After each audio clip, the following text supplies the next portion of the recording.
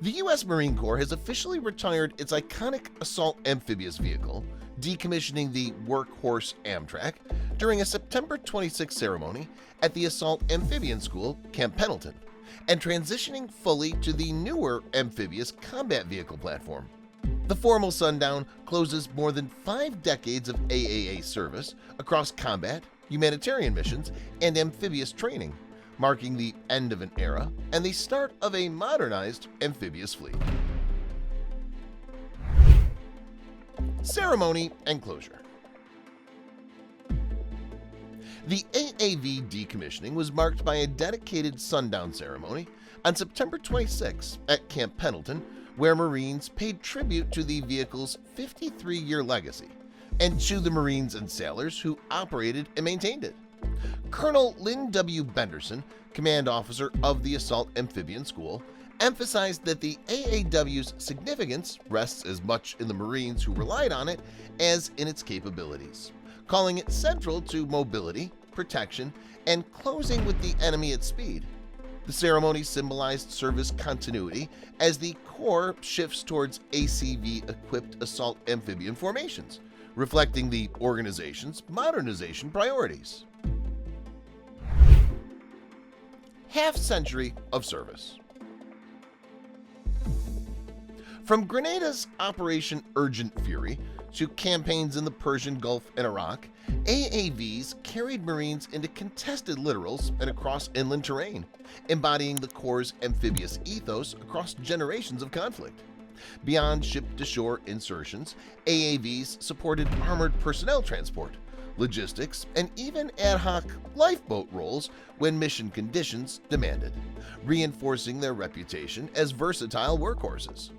That multi-mission utility made the platform a fixture of Marine air-ground task forces for decades. Origins and evolution. Introduced in 1972 and originally fielded as the LVTP-7, the vehicle replaced the storied World War II-era landing vehicle, Tracked, which had paved the way for modern amphibious maneuver from Guadalcanal to Incheon. Major service life upgrades in the 1980s transformed the LVTP-7 into the AAV-7A1, with enhancements to propulsion, transmission, weapon stations, and survivability to meet evolving operational demands. Through successive iterations, the AAV adapted to changing threats and missions while maintaining its core amphibious purpose.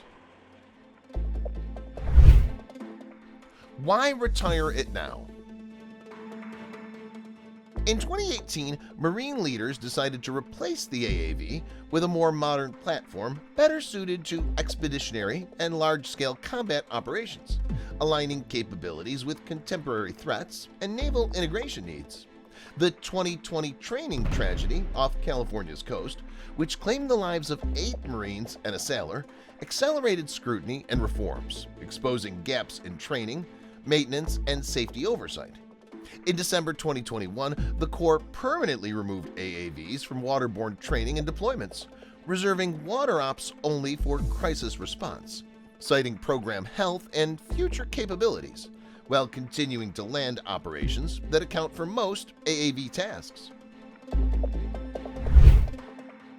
The ACV replacement. The Amphibious Combat Vehicle is an 8-wheeled, blast-resistant platform designed to carry Marines from ship to shore and maneuver ashore with improved protection, speed, and reliability compared to legacy tracks.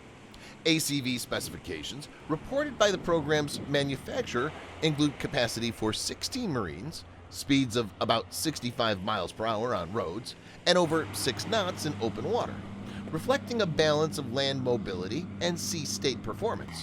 The Corps plans to procure more than 600 ACVs across multiple variants, with the bulk of the fleet comprised of personnel carriers and additional configurations for command and control, recovery, and a 30mm cannon-armed mission set.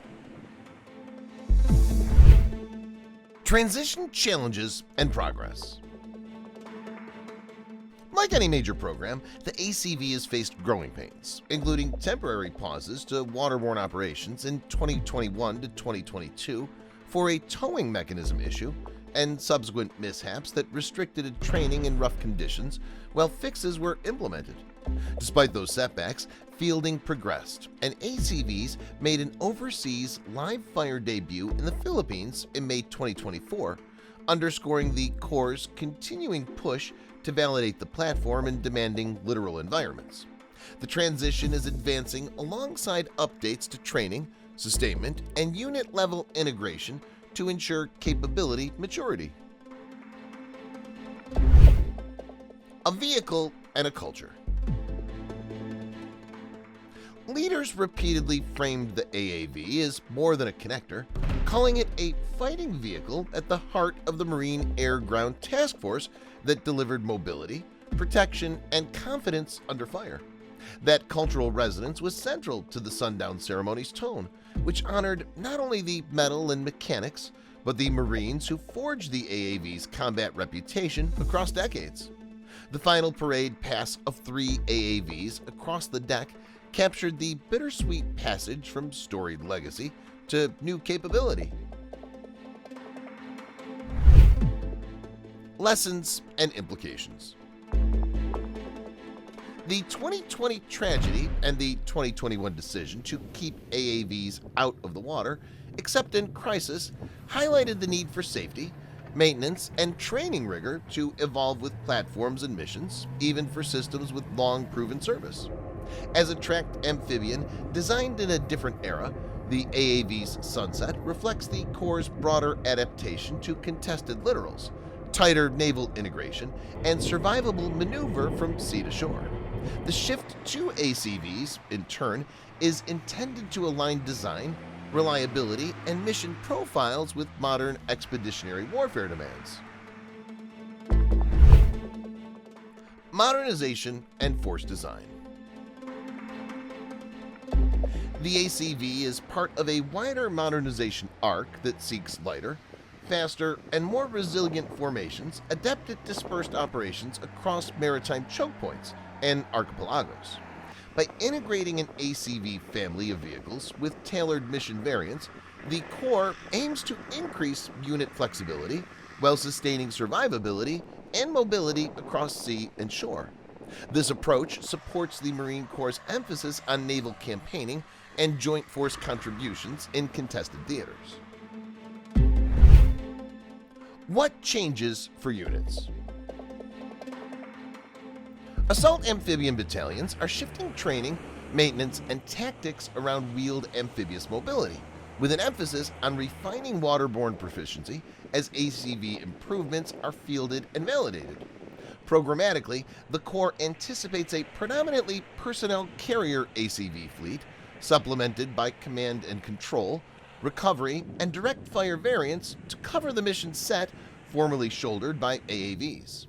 The result is a holistic force transition rather than a one-for-one vehicle swap, with doctrine and training evolving alongside the platform.